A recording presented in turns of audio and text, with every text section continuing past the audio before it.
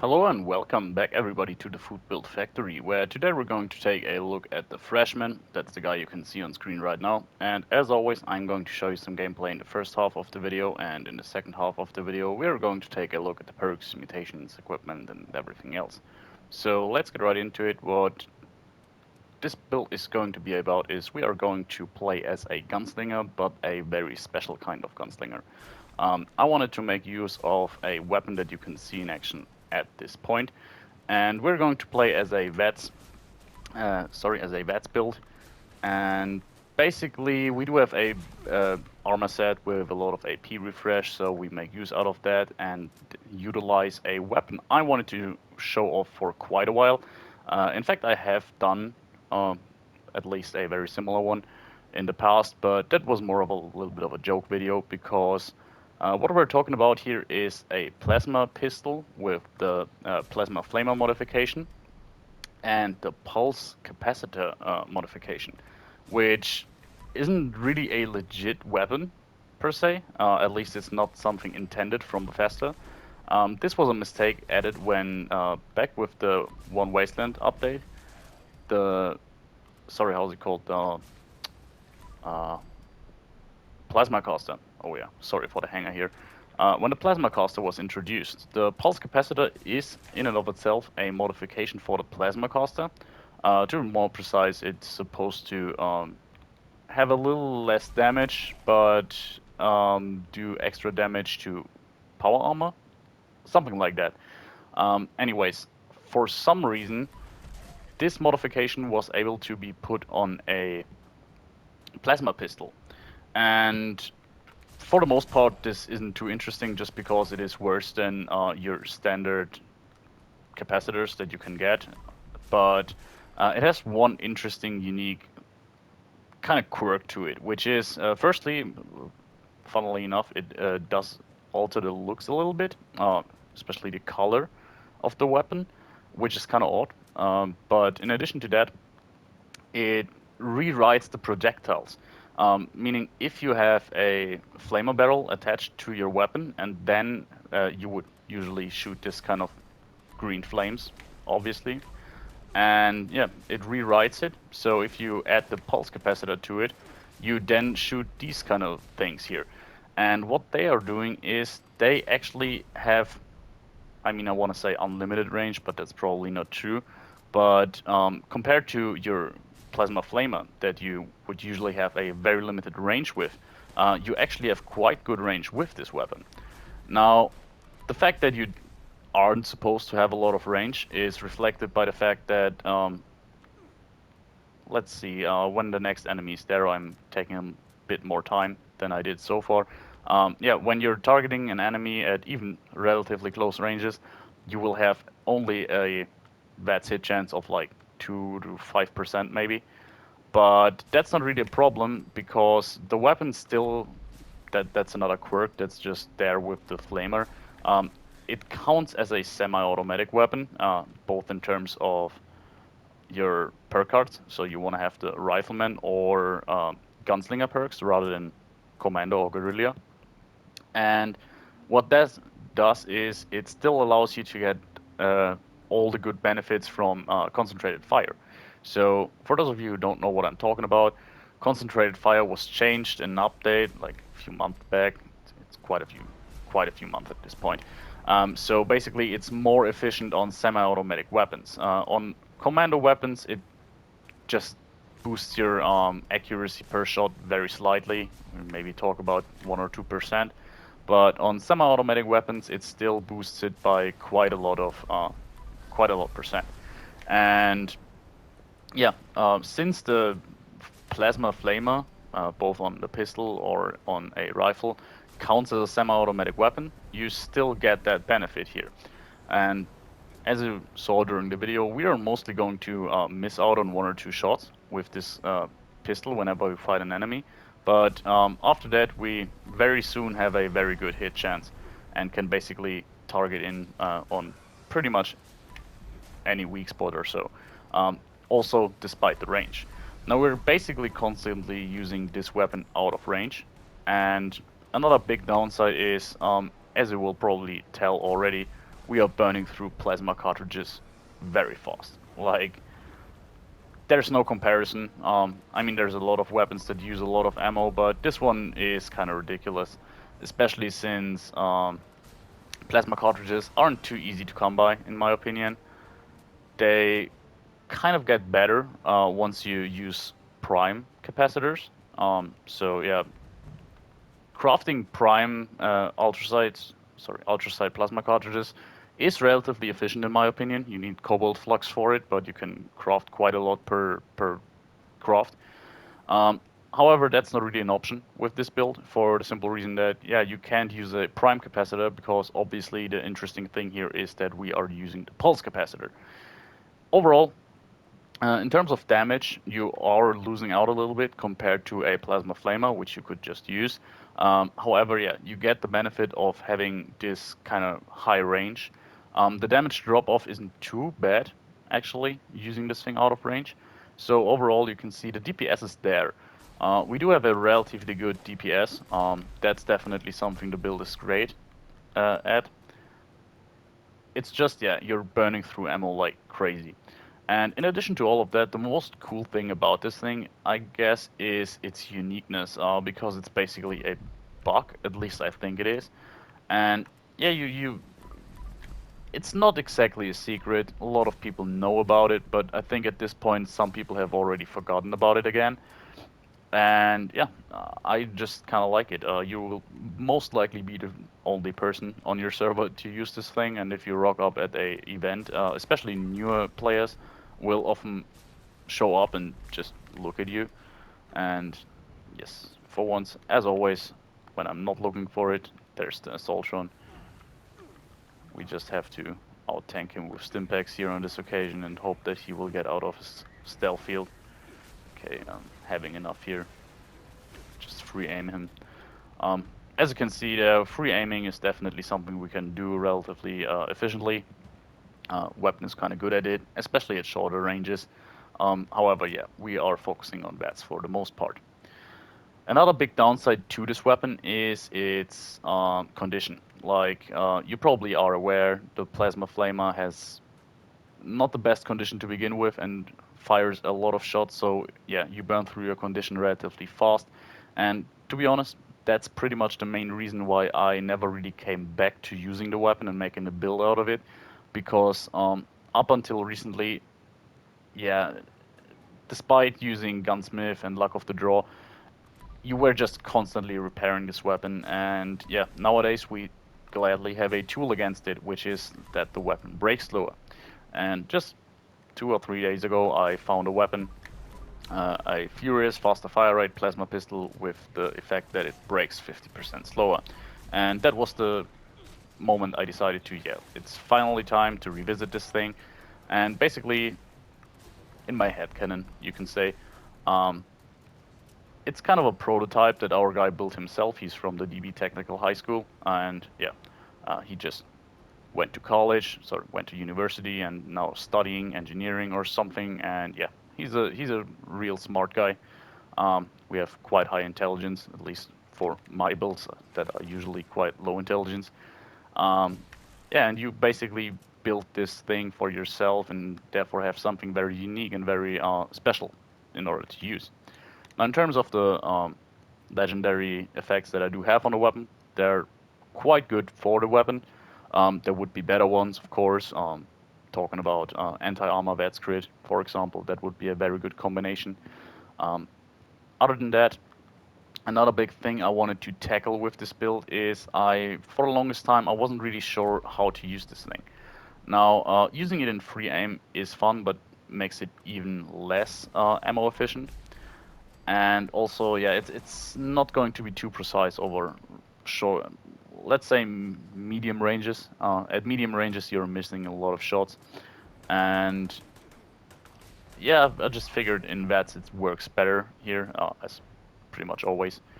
And the main problem though is that the plasma gun in and of itself isn't the most VATS efficient weapon. You're burning through quite a lot of action points to fire it.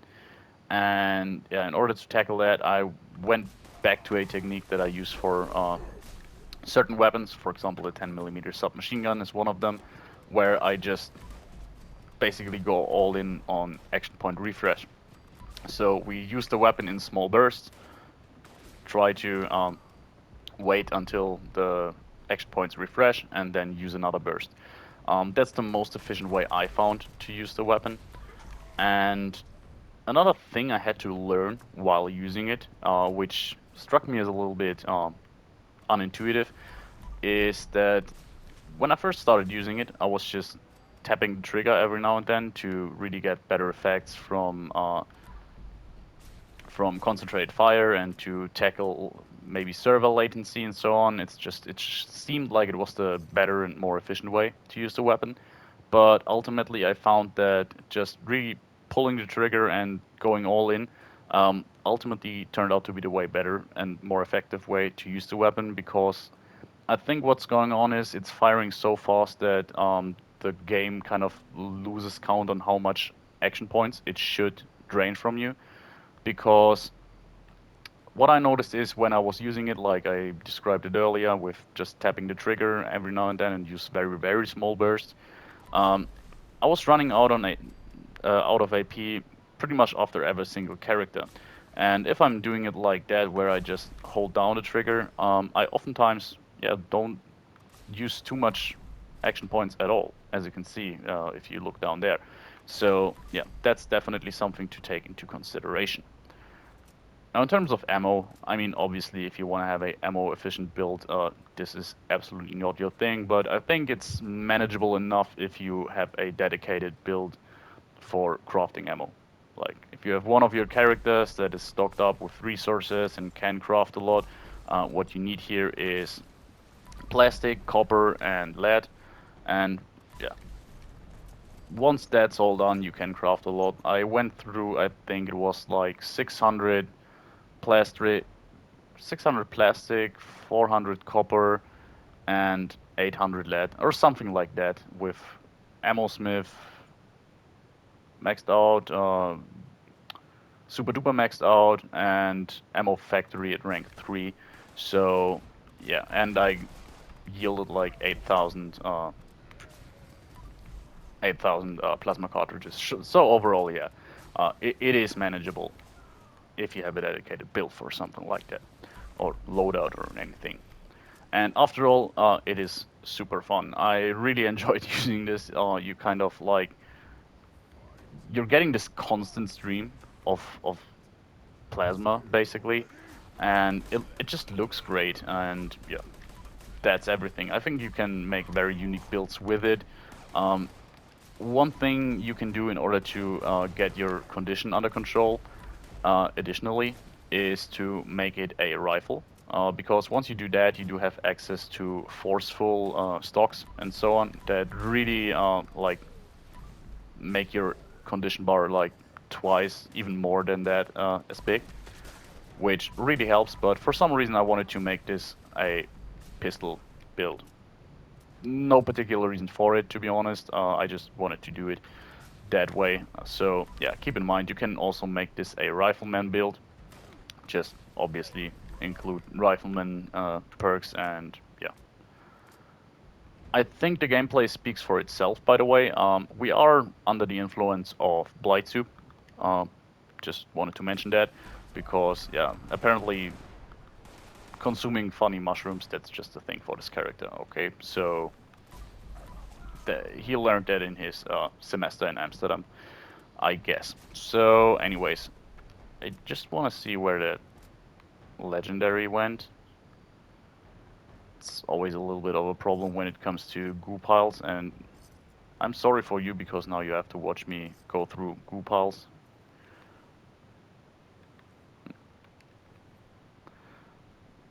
I do kind of fear that we're not going to find this guy, so maybe I will just look out for it after the video is done. Hopefully I can loot it. I think it was a 3-star, right? There it is. Okay, we're done. Um, that was worth it. 2-star radar power armor leg. Anyways, I hope you enjoyed the video, guys, so far. This was the gameplay part of the video. Kind of interesting weapon, I guess. And yeah, really like the looks of it. And yeah, now let's get over the details of the build. So what we're going to take a look at first is our mutations, and as you can see there, sorry, uh, we currently have no downsides from them, just because I just took the mutation serums 25 minutes ago, which was overdue here. I was kind of tired to always say on this character how chameleon and um, unstable isotope and so on were unnecessary, so I just finally got to regain those. And sadly, as always, I had to basically remove every single mutation because the last one I could remove was chameleon actually. So yeah. Anyways, now we do have bird bones, eagle eyes, egghead, herbivore, marsupial, and speed demon. So bird bones and eagle eyes, very straightforward. Extra agility, perception, and crit damage, super nice. Then we do have Egghead, which is just there to fit our character, gives us a little bit more intelligence, which is kind of nice, but that's basically it. Um, then we do have Herbivore, which makes our food buffs from vegetarian food twice as effective. And you can see that in effect up there when you can see that we still have 14 minutes left of Blightsu, which increases our crit damage by 40%. Very good buff for this character and very easy to maintain. That's the nice thing. Blight isn't the most common thing in the world, but it has some fixed spawns that you can visit, and yeah, I mean it lasts for half an hour, really easy to obtain. Then we do have Marsupial and Speed Demon. Those two just for movement, better jump height, faster movement speed, faster reload speed, all very nice. Except for, well, I mean the reload speed isn't really too necessary just because we have such a big clip size. That leaves us with our equipment, and here it is, the Project X420. Just a little kind of university joke, I guess. Anyways, it is, we can just see it here. Furious Tactical Plasma Thrower. So yeah, Furious works very well here just because we're getting so many shots in. Faster fire rate, obviously nice, but on the other hand, we're shooting so fast anyways, so it's not really necessary. I would have preferred something like better VATS crits. That would definitely be my go-to here. But other than that, yeah, faster fire rate is probably the second best you can get for this build. And lastly, we do have the break slower effect, which really is, in my opinion, funnily enough, the most important thing here. As you can see down there, we started with 200% condition.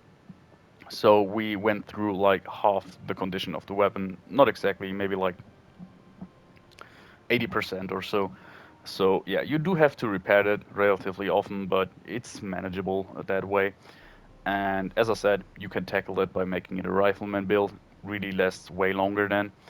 Um, in terms of ammo, we are currently at 5,800 shots. When we started the video, we were like 6,500, 6,600, something like that. So yeah, it's okay. I mean, obviously you're burning through ammo quite fast, but not too bad. In terms of modifications, we do have the pulse capacitor. That's the important thing. And what you want to do is you want to add the pulse capacitor last. So you want to modify the weapon just like it is there. And the last thing you do is modify it with the pulse capacitor. Because if you're doing it otherwise, using the pulse capacitor and then modding it with a flamer barrel, you will not have this unique effect. That being said, align flamer barrel, better VETs, AP usage, kind of important for this build. Reflex sight, same. And the standard grip, sadly, the only other option is a bruising grip. And as far as I know, it doesn't really have any benefit to us. And for some reason, it's one of the only modifications that increases your bashing damage but decreases your condition. So we didn't want to have that. And yeah, that's it in terms of the weapon. Then we go over to our equipment, and here we can see a set of Vanguards, AP refresh, boss combat armor. Most of it's heavy except for one arm, I think, which is sturdy, and one piece isn't Vanguards but weightless. But yeah, rest is all AP refresh. Bit overkill, to be honest. Probably three pieces with AP refresh would be enough. After that, you do get a benefit, but not too crazy. Then we're going to take a look at our perks here.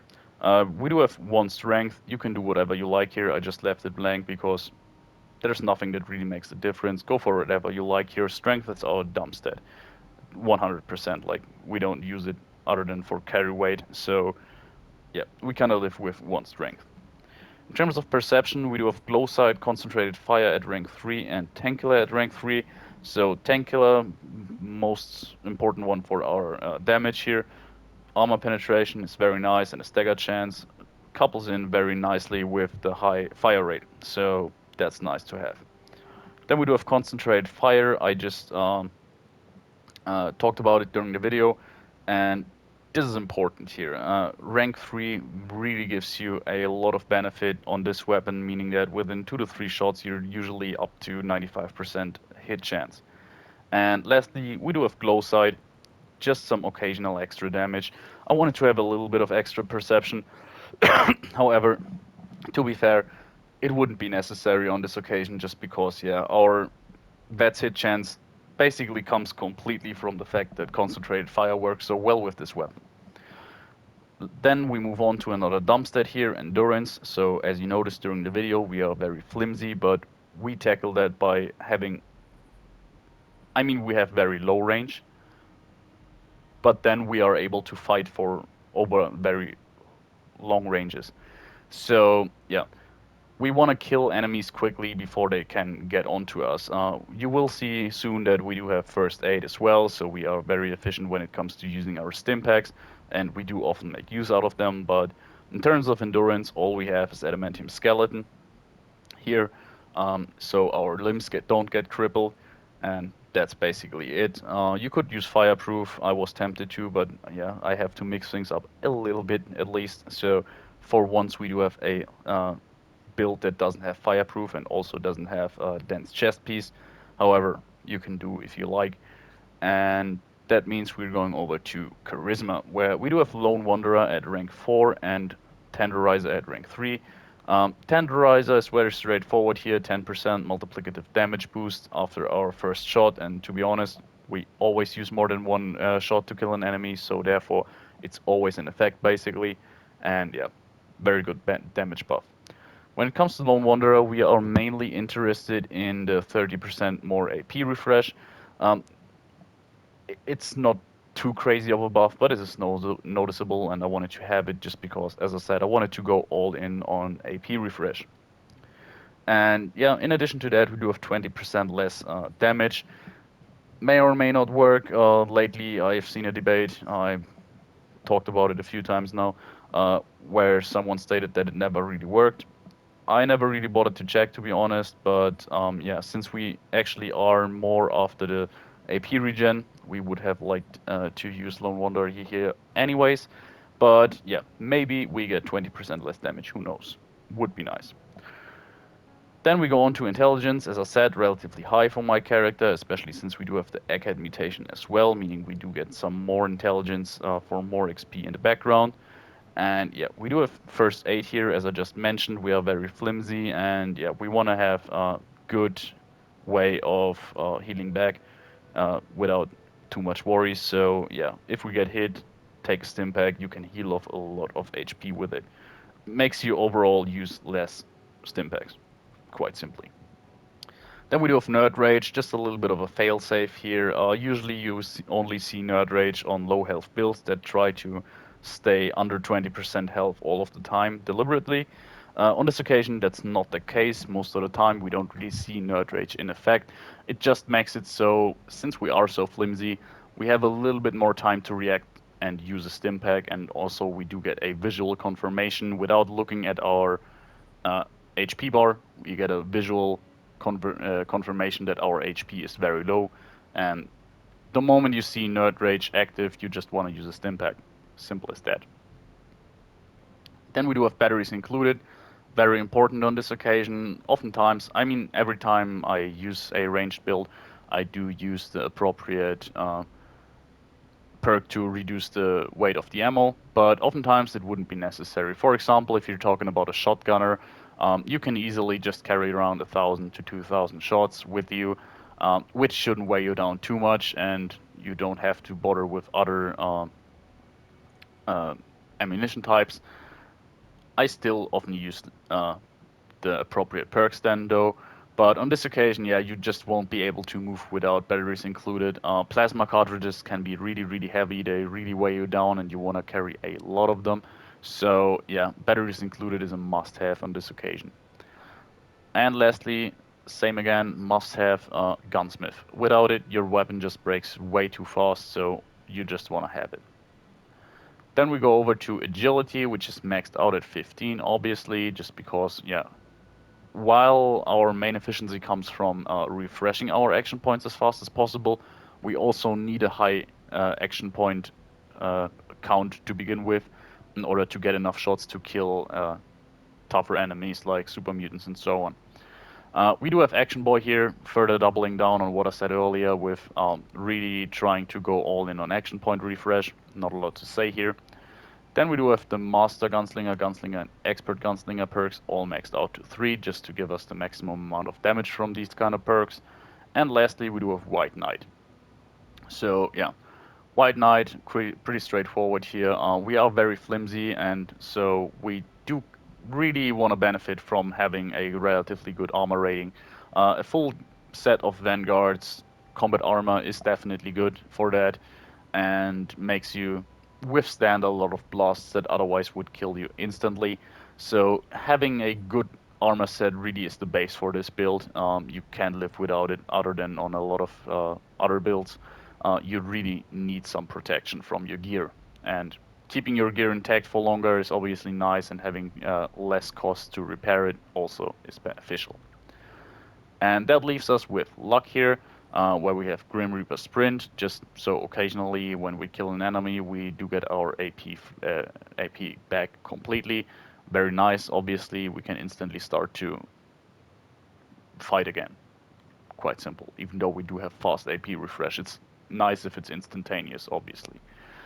Then we do have better criticals, further sinks in with Eagle Eyes, with our Blight Soup, and yeah, just makes it so our damage output overall is increased, just because we do relatively high amounts of crits.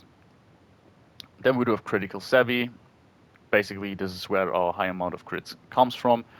So just with Critical Savvy and our luck as it is, we do get a crit on every third shot, which is nice. It gets better. You can do a crit on every second shot, but that needs some very specific investment, either 33 luck or and Critical Savvy, or 23 luck, Critical Savvy, and the Vets crits filling faster effect on your weapon.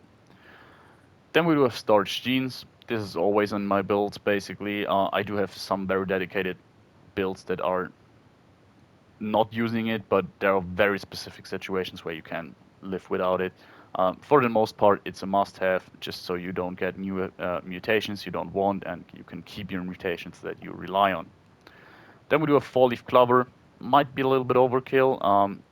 Another good idea could be to go for Luck of the Draw rank 3, just to increase the durability of your weapon ever so slightly. But yeah, we ever so slightly increase the amount of crits that we get. It's not too crazy, just because, as I said, we do get a crit on every third shot anyway. So basically, there's really only one chance for Four Leaf Clover for us to be active. But still, it is a little bit of a damage boost overall. And that left us with 1 point in luck left, and we used that for Class Freak. Now, currently, you don't really see it in effect, just because we're still under the influence of our mutation serums, so we don't have downsides from our mutations. But yeah, once that's gone, you will have downsides to your strength, which obviously doesn't affect us because we're basically at minimum strength anyways, and we can't go into negative. And yeah, we will have a little bit of an endurance debuff, as far as I remember from Egghead, but yet again, that's our dump stat. We are flimsy as hell, so might as well go down 2 more endurance. Who cares? But yeah, ultimately, 1 rank of Class Freak still wasn't the worst decision, I guess. I went with 1 rank of Luck of the Draw as well, but that didn't make too much of a difference, so after all, you can do whatever you like here. You want to have maxed out luck anyways, but yeah, that leaves us with 1 perk point to spend, and in that situation, Class Freak usually isn't the worst decision, just because it's universally good. And yeah, lastly, we do have our legendary perks, and as so often on this character here, my gunslinger basically. Yeah, we spend pretty much every single bit of it for extra perk points, except for one rank of what reds, just for the convenience of not having to use red away every now and then. But yeah, the rest just gives us access to more perk points, with the exception of agility. And yeah, agility just gives us more action points. Our agility is maxed out to begin with at 15, and this brings us up to 17. And yeah, luck, we use like 2 points of it for passive benefits, bring us to 70 luck. But yeah, our base luck is 12, I think. So 3 of those legendary luck give us extra perks, and yeah, 2 more just for filling our AP bar, crit bar faster. And yeah, that was it. To be honest, guys, this is basically a pretty straightforward. Nope, we don't want to change. Nope, nope, nope, nope. This was a pretty straightforward wet-centered gunslinger. Really, the thing that makes it unique is the equipment, and I was really happy to finally have found a weapon where I could efficiently use it. I really thought that breaking slower, the legendary effect, was making this build possible and viable. And yeah, it's a ton of fun. I really liked it. If you have access to some gold bullion you don't desperately need, go get yourself a pulse capacitor and use it on one of your legendary plasma rifles. One thing to note here is it doesn't work with Enclave Flamers or Enclave Plasma Rifles, so don't even bother. The option to use the Pulse Capacitor just don't shows up. So yeah, you're limited to standard Plasma Rifles, but I think that's still nice. Very cool, very unique weapon, and I bet my ass that if you rock up to a event, people will notice and look at you funny, just because it's so cool. And yeah, that was it. I hope you enjoyed it, guys, and see you next time. Bye.